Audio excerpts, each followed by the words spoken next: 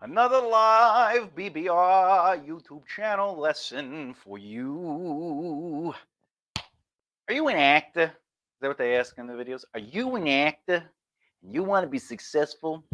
Well, let's just get to the meat of the video. Shall we? There are two brains. There's artist brain and there's entrepreneurial brain. Actors start acting with the desire to wanting to be an actor, or I want to be an actor. However, they may also be thinking, I would like to have a career.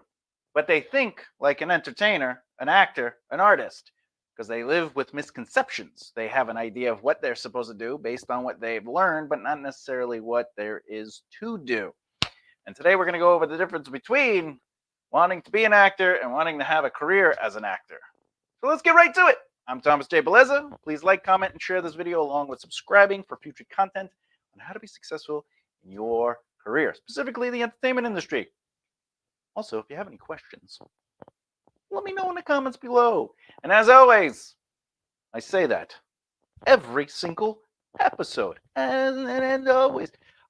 This is a YouTube, Facebook group, and also Twitch.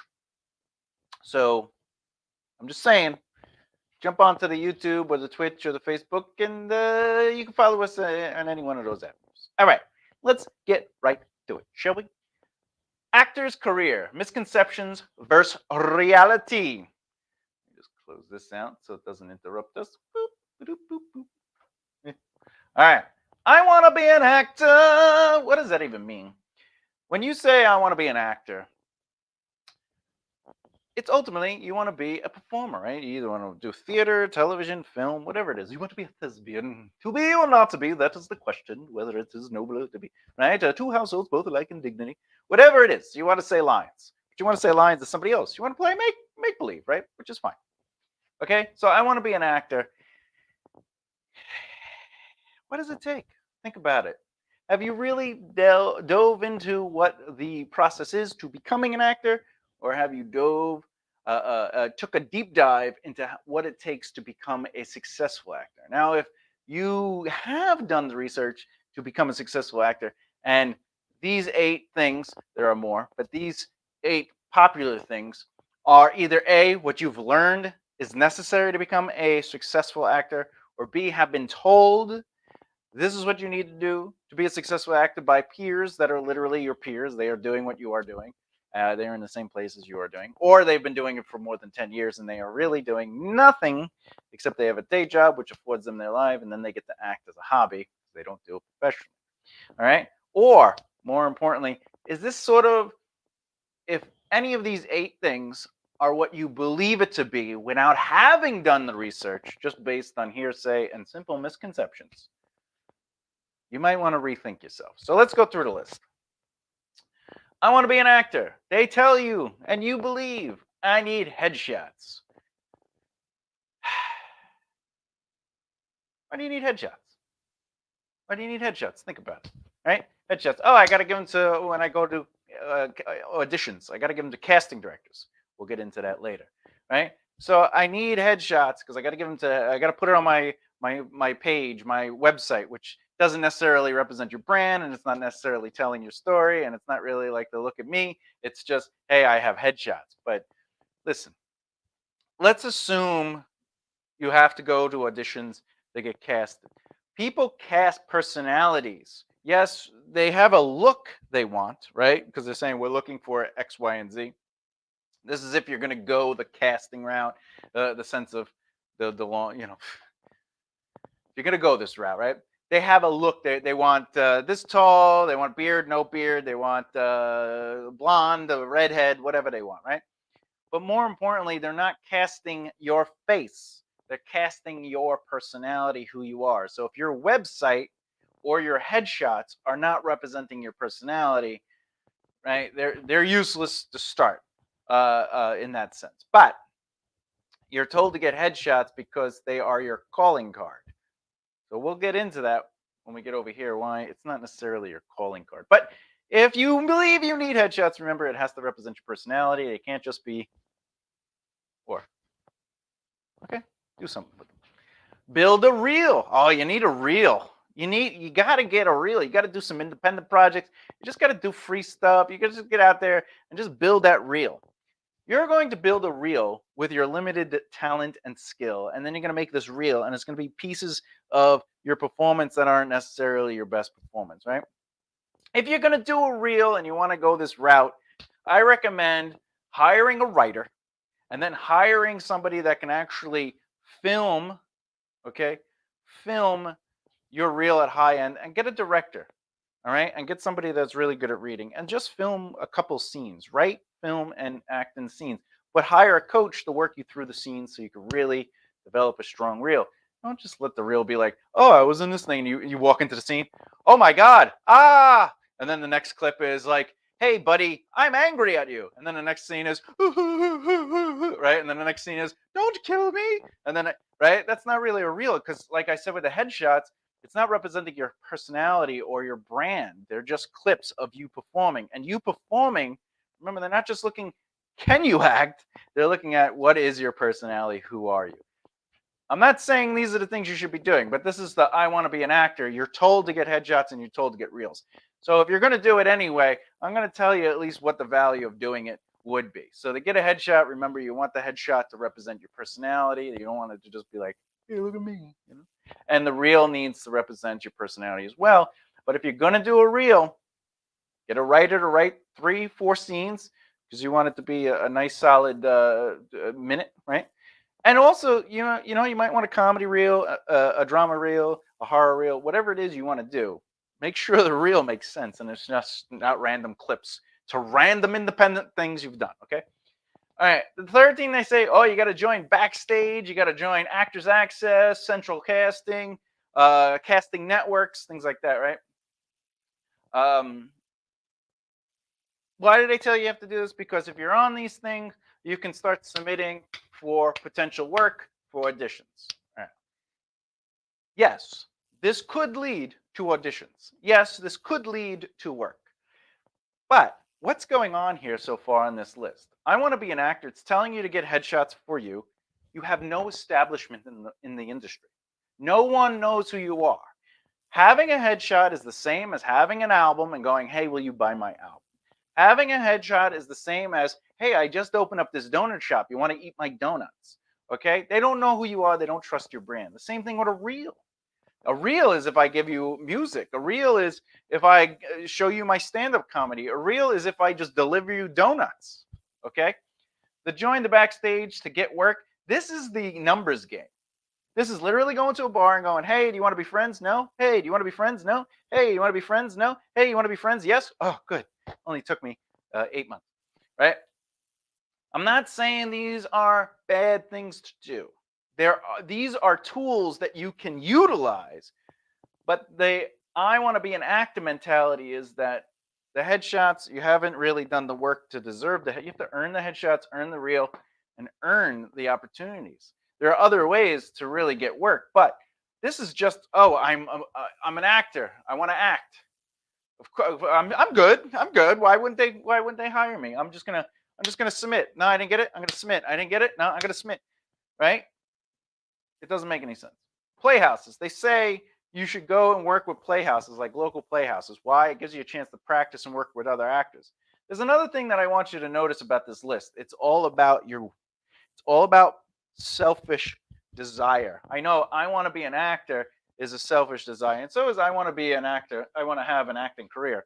But these are all focused on, look at me, hey, you should hire me because I'm awesome, amazing, unique, and I'm going to work with others so I can develop my skill. And it's not necessarily about others. It's not about helping the playhouse. You're using the playhouse to get a step. All right. Go to college. Oh wait, so Playhouse. They tell you to go there. You have to audition, and you get cast, and then you get. But if you're ensemble, it's like if you're the lead, it's like and then you could get stuck in that world. You could get stuck. I've seen people in their 50s and 60s stuck in playhouses. And they have survival jobs, and they're like, I'm going to be a famous actor one day, and you're like, but you're in a small town no one knows about. Someone will discover me because I get to play a great role. I'm gonna be, Shrek and Shrek, and they're gonna hear, I'm a Shrek. Oh, we gotta take that guy. All right, go to college. This one blows my mind. If you're not going to be a doctor or you need a degree to do it, I don't recommend going to college for art. I recommend getting an education, but that's not the same as going to college. People go to college, and one thing that they do is they go there for themselves.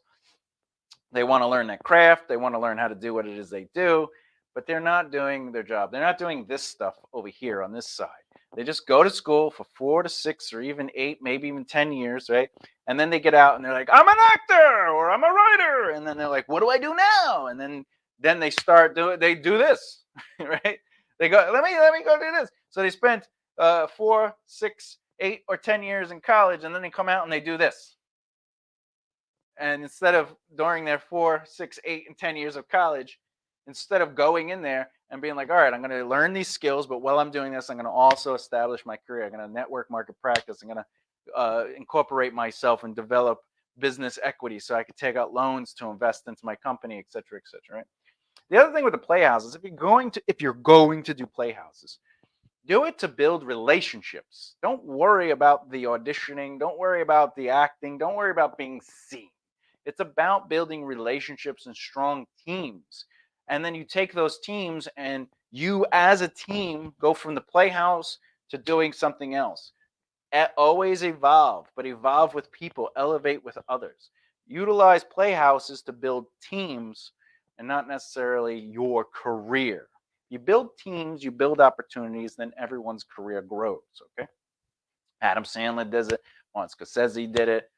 Seth Rogen did it. I could go on and on. There's just huge teams of people who do that. Acting lessons. Ugh. All right, listen. Are acting lessons good? Yeah. Are taking guitar lessons good? Yeah. I have never taken an acting lesson or a guitar lesson. I am a paid professional actor in the union, and I made a career in music without ever taking a lesson that I needed for the guitar. I took 3 piano lessons and 1 guitar lesson because I was going to teach at the school, and they wanted me to take 1 lesson to see what I knew. And halfway through the lesson, they were like, "Why you don't need it? You know what you're doing." I was like, "Yes, I study the educational aspect of my instrument and my craft." What is the value of an acting lesson? Acting lessons is the same as the playhouse. Getting involved with people and not going there just for you to develop your craft so you get discovered.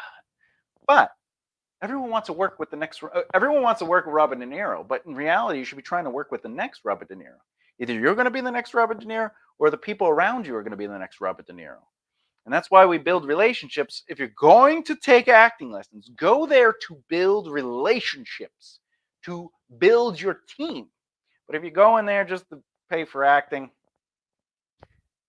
it takes forever to be great. And the problem with acting lessons is everyone thinks they are great. But in reality, to have a career, you don't have to even be good. You'll develop greatness as you go. But if you wait for your goodness to be great before you make an effort, you won't have time to develop a career because you'll be wasting it on craft. Craft is important, but not necessarily in the beginning, because it's literally no one knows who you are yet, so it's okay. But anyway, so acting lesson. This is what I recommend. Okay, if you have to go this route, I would recommend doing the team building and going there to build relationships, and maybe even like rotate into different acting classes. So take a month or 2 at one school, take a month or 2 at another school, just so you can continue to, and then like rotate through it just to build. Go back, maybe find 3 good ones that kind of teach 3 different things, and then go back and forth or whatever the case may be. But what you should do as an actor, if you're going to go this route, not this route, this route. If you're going to go the I want to be an actor route, this is what you should do. Get an acting coach. It helps you when you have auditions. Okay? So when you have auditions, you get the acting coach to help you with the audition. If you get cast in the part, then you hire the acting coach to coach you through the script of the part you will be performing in. Okay? Why do we do that? Because you're supposed to manage your money. You don't have the money to just spend. However, if your career leads to you earning more income and your overhead increases and you can afford the expense, there's nothing wrong with acting lessons. In fact, some of the greats still go to acting lessons and they still hire coaches for things. More importantly, they hire coaches to work them through parts and scripts. Even great actors hire coaches to work them through parts. And then they'll like do lessons here and there to kind of like, work off the cobwebs.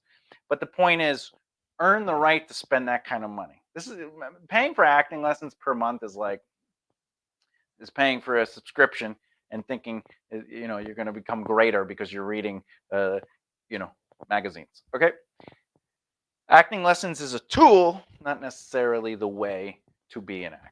Okay, auditions. This is my favorite part. Comes back to headshots and reels. Every audition I have ever had did not care for the head. They didn't want like, "Where's your headshot?" And they didn't ask for a reel. Every audition I ever got, okay, I went in and I was myself, and they either hired me or they didn't hire me. But what happened is at the auditions, what I would do is I'd make friends with people.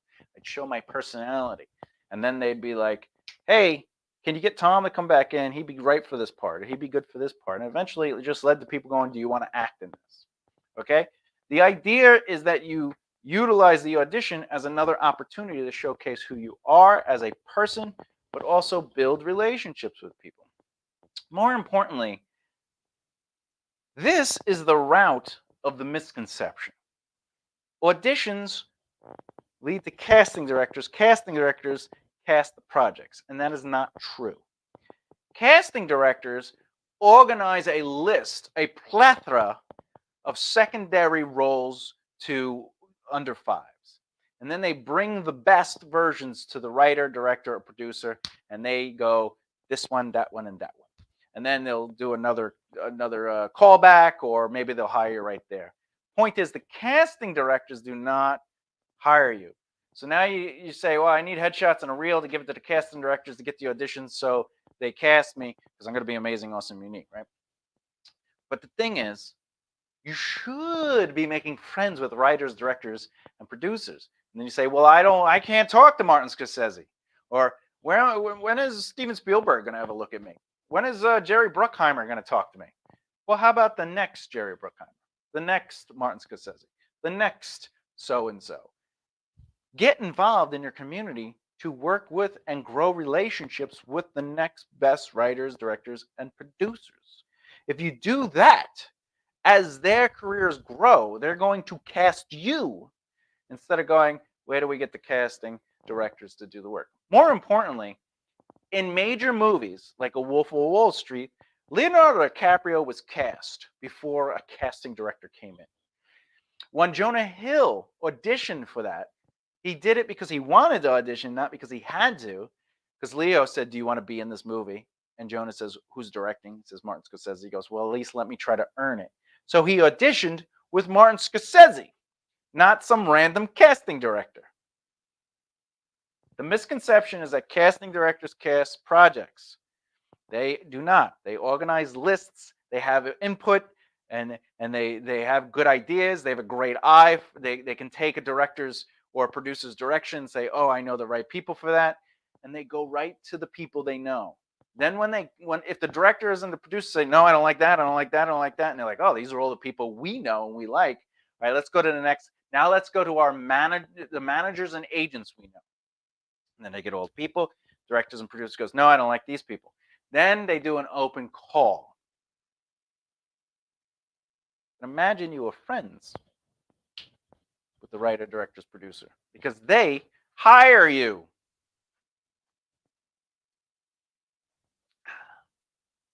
I don't make this stuff up. All right. Finally, agent or manager. I need an agent or manager and my career will blow up. Listen,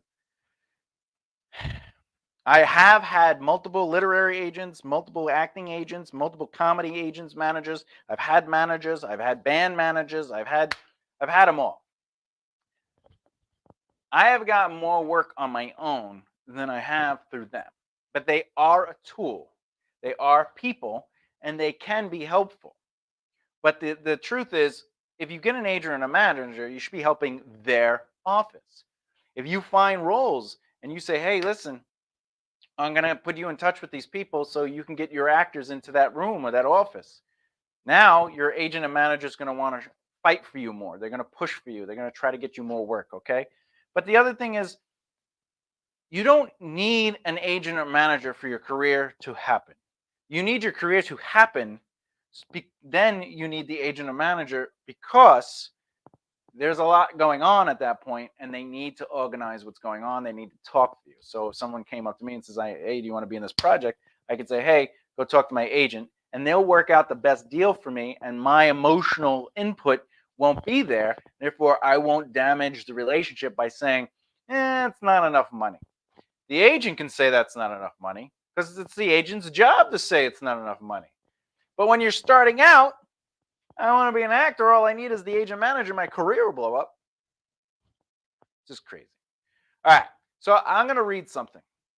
You make more friends in 2 months by becoming genuinely interested in other people than you can in 2 years by trying to get people interested in you. This comes from a really great book, How to Make Friends and Influence People. All right? Okay. You make more friends in 2 months by being genuinely interested in others than you do in 2 years by trying to get people interested in you. All right? This is an important quote that takes this and throws it out the window, because this is all about you. This is all about people. All about you, all about people. So that leads us to the career. All right. So before we move on, like, comment, and share this video, along with subscribing for future content on how to be successful in your career, specifically the entertainment industry. We love sharing this information because it's free. We want to elevate our own minds and then elevate the people around us so we can work, grow, and rise together. All right, let's get on to it. I want to have an acting career. Now, the major difference between this and this, before I even get into the list, is this handles several areas. It handles preparation to start a career business. It handles relationships. It handles brand or marketing. It handles understanding the industry, knowing your strengths and weaknesses, what you could bring to the table. It handles running your business by being able to manage your time, money, and the people around you. And more importantly, it is all about looking at your career with an entrepreneurial brain and not an artist brain. So let's get into it.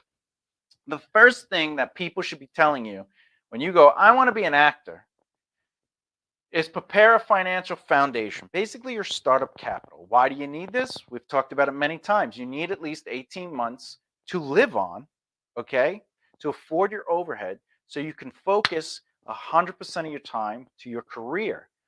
Because if you are focused on a survival job, that's 30 to 40 hours a week. You can't make a career with hobby hours. So you create the financial foundation. You spend time saving that money up. While you're doing that, you're networking and you're marketing and you're creating a brand and trying to get involved with the community, but not necessarily, hey, I'm an actor. You know, if acting comes your way, you take it, but you're not aggressively searching to work in the field yet.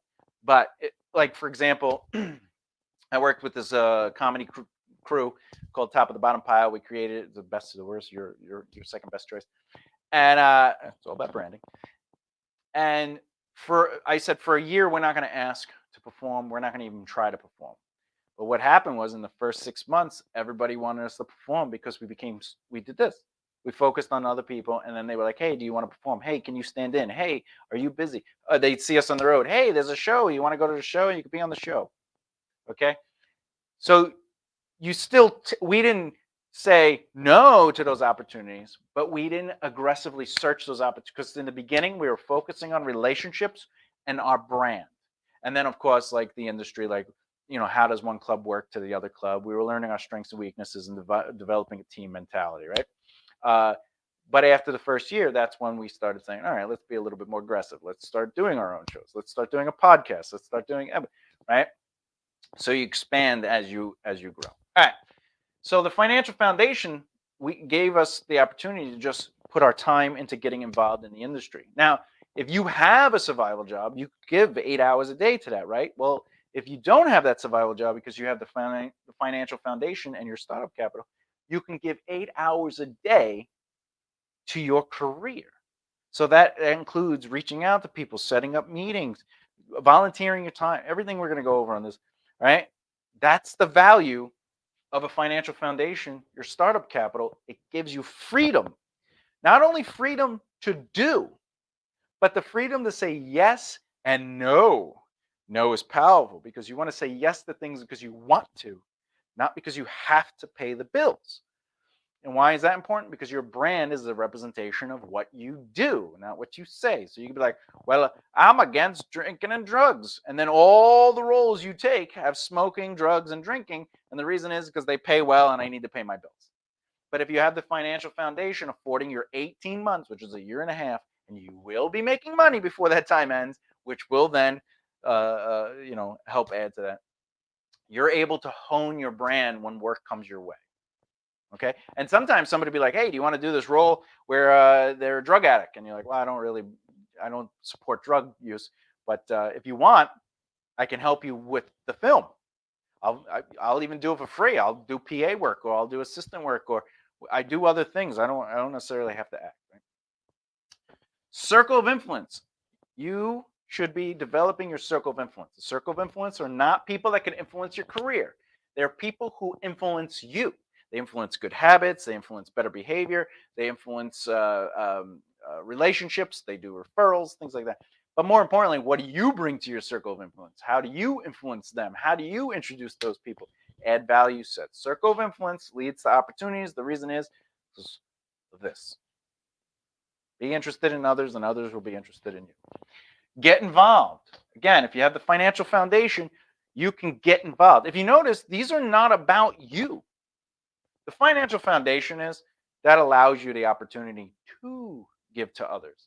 But circle of influence is about building relationships with other people and getting other people to meet one another, okay, and elevating others. Getting involved is about helping others or working with others or volunteering your time with others and just being in the industry. If you're around the industry of your interest, in this case, acting, you will be available. Be seen, be present. That's it. That's how we did the top of the bottom pile. We were seen and we were always present, and we allowed opportunities to work for us. Establish value.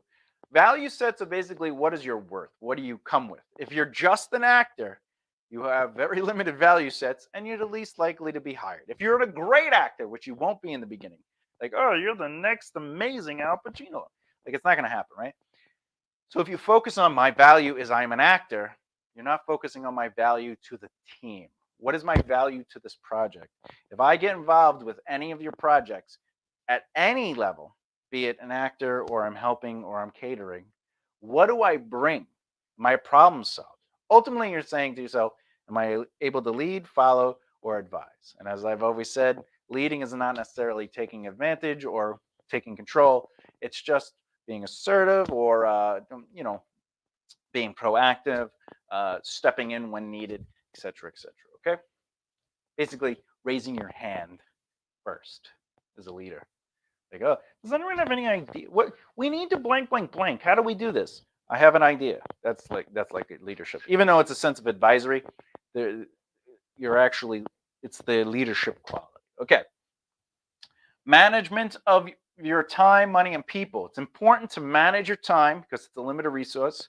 Manage your money so you can organize into your to eventually develop wealth, and then you want to organize and manage the people in your life. And what that means is not, hey, you do this, you do that. Manage people in your life is, who is adding value to my life? How am I adding value to their life? Is it a synergetic relationship, or are they taking advantage of me, or am I taking advantage of them? If you are taking advantage of people, you have to rethink that relationship and kind of reorganize why you even talk to them, okay? There should be a symbiotic relationship with all relationships. So it's important to say, am I giving too much time to this person? Should I give them less time, et cetera, et cetera? Okay. Learn your industry.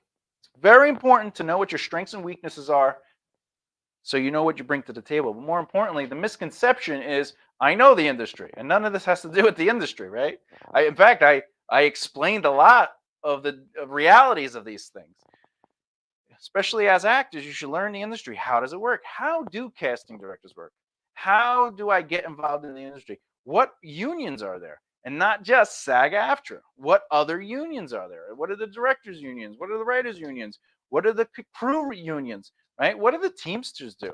Right? What are the contracts involved in? I should learn what accounting I would need for my industry. Right? Maybe I should talk to lawyers. Learn your industry. Okay.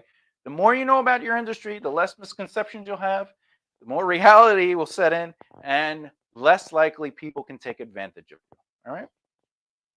We don't want people to take advantage of us because it's dangerous. So when you're learning to be an actor, you got to learn the industry. All right. And again, if you have questions, please put them in the comments below. And obviously, go back and watch this video at any time. All right. You want to create an S corp or an LLC? It's your choice. I would talk to a lawyer and an accountant to see what the best option for you is. I personally I recommend an S corp, especially this is for the U.S. of A. I don't know how it is outside the U.S. of A. I'm highly knowledgeable inside the U.S. of A. Though I do know in Rome they have no good unions for the actors. But anyway, or at least they didn't. I don't know what it is now. But you want to incorporate, you want to create an S corp or an LLC. I would do an S corp, but talk to your lawyer or accountant. The reason is because you are a business. This is a career. It's a business career. It's a business. It's the entertainment industry. Therefore, it's the entertainment business, right? So create that, which means you should also open up a business checking account. All right. Take your career seriously.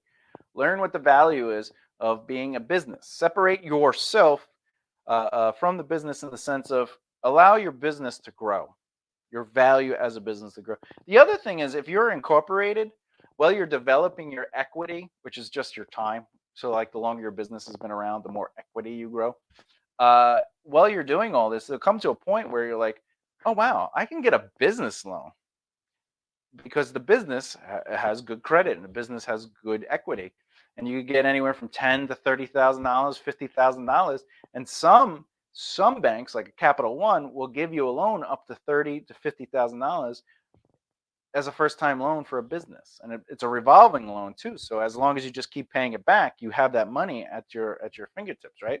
And you could use that money to invest into your career, either pay for, like Kevin Smith did. I don't recommend using your own money, but other people's money. All right, that's how investors work and producers.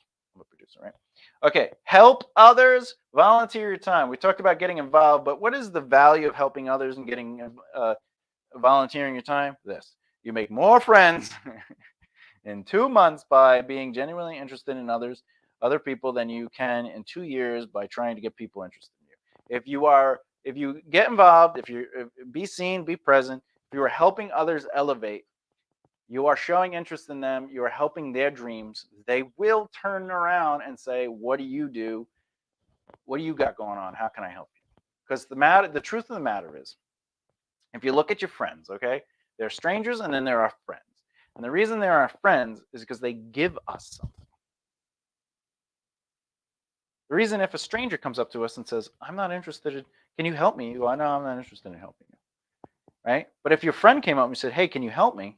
It's because they have been giving you enough to elevate the points, the tax system, +1, -1. They've gained enough points where they can spend it by asking you to help them.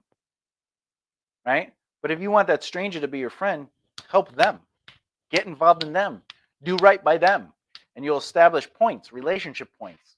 I mean, you don't have to think about it in points, but think, if I help and elevate others, they'll want to help and elevate me, because that's just how friendship works. It's literally how friendship works.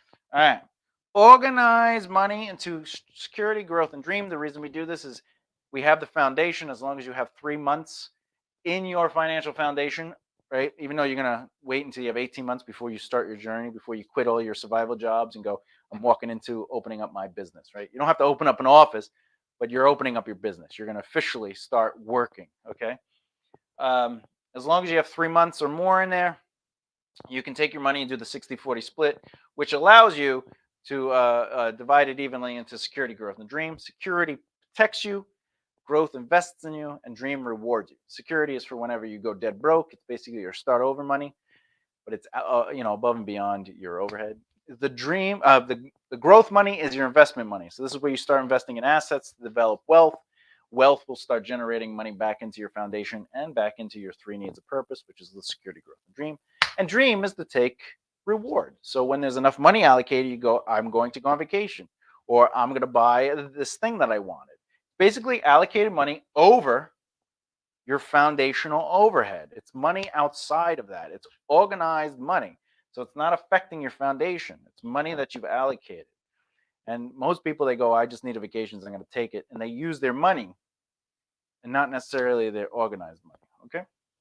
And 11, which, by the way, these aren't all the things. These are just things to do to have a career. 11, listen 75% of the time, speak 25% of the time. What does that mean? Until you're an expert in your field, you have to be paying attention to people. Before you're an expert in your field, you need to be learning, not by accepting what people, like I'm telling you stuff right now, don't accept it. Go do research. Look into it. Learn the process. Research the process, not the results. If I get headshots, people will cast me. That's result thinking. If I get a reel, people will see me act. Therefore, they'll cast me. That's result based. If I join these accounts, I will find work. That's result based. Okay. Process based. The process is I need to be able to afford my ability to say yes and no to things and take opportunity. This is process. If I have a financial foundation, is not I will become successful. It's the financial foundation leads to the freedom to do things. The circle of influence does not lead to work opportunities. It develops my relationships, and it's the people, it's who I know. You need to know people, right? Don't you ever, oh, it's who you know. This industry is all about who you know. But by developing deep, strong relationships, and then your value sets, which is established value, that's the marketing aspect. That's who knows you, right? Networking is who you know. Marketing is who knows you, okay? And then getting involved is not like, oh, if I get headshots, I'll get success. No, getting involved just means you're around that industry. By being around that industry, it allows you to be present, be seen, right? And then manage your time, money, and people. This is about taking control. If you can manage your time, money, and people, you take control back, which gives you, again, opportunity. So you have to look at your career in any field with the entrepreneurial brain mentality, all right? You want to establish a foundation. You want to grow relationships. You want to establish your value sets within those relationships. You want to learn the industry and understand your strengths and weaknesses so you know what you can bring to the table to see if you could lead, follow, or advise. You want to manage your time, money, and people so you can take back control over things. You want to organize your money so you can start developing wealth, etc., etc. Okay? So there you go. Woo! 40 minutes. Yeah, I'm done. I'm Thomas J. Beleza. Please like, comment, and share this video along with subscribing for future content on how to be successful in your career, specifically the entertainment industry. I'm going to be taking if you're watching this video, I'm going to be taking a short break. I will probably be coming back November, the latest December, January-ish. And the reason is because I am moving. So I'm packing up and getting out of here. But there are over 50 videos on this channel, on the YouTube, the BBR Productions YouTube channel. So please feel free to go there. There's videos on networking, marketing, practicing, craft, time management, money management, people management, entrepreneurial brain, you name it. It's on here. And then there's other things as well. You know, it's like there's actually a playlist that's about this. That's literally just shows you how to create your career and how to develop a career and what you should be doing. So while I'm gone, take a chance, take a little gander, take a little look-see. But then when we come back, we're going to try to get the videos going again, okay? Anyway, remember to be good to one another, peace and harmony, and you deserve a chance. So take it.